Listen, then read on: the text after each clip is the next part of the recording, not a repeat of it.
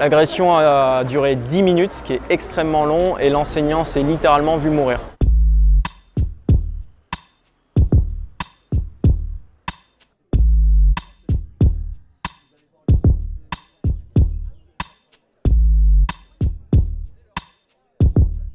Un enseignant s'est fait violemment agresser par un élève, il a pris des coups de poing, des coups de pied.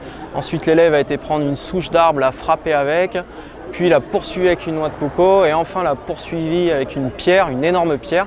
L'agression a duré 10 minutes, ce qui est extrêmement long, et l'enseignant s'est littéralement vu mourir. Je l'ai eu un quart d'heure au téléphone, il est détruit, il ne voit pas comment il pourrait reprendre la classe, parce qu'il faut savoir aussi que la classe ne l'a pas du tout soutenu.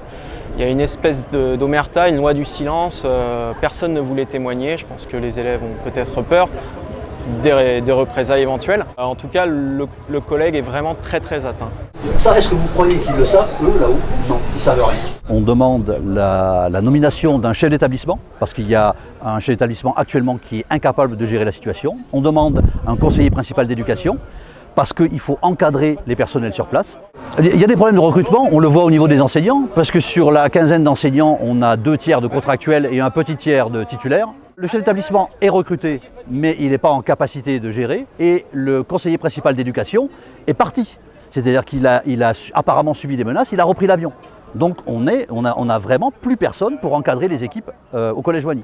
On se rend compte que quand on a des personnels compétents, eh ben on peut facilement gérer ce type de situation. La première des actions, ça a été déjà de la condamner.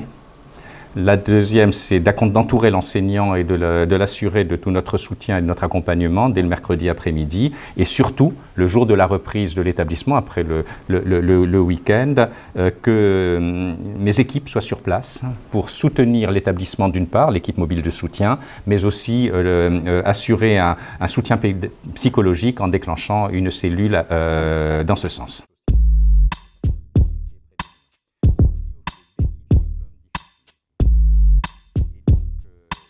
On a eu suffisamment de signaux d'alerte qui m'ont conduit le 7 mai à déclencher une enquête administrative, c'est-à-dire comprendre quelles étaient les raisons qui avaient amené d'une part le départ du CPE et d'autre part du coup des éléments de tension, mais ça c'était après donc, le fait de violence. Donc j'ai déclenché une enquête administrative sur le fonctionnement de l'établissement, pour après connaître la situation et prendre les mesures appropriées. C'est difficile de diriger un établissement isolé. C'est plus difficile de stabiliser des équipes pédagogiques dans des établissements isolés.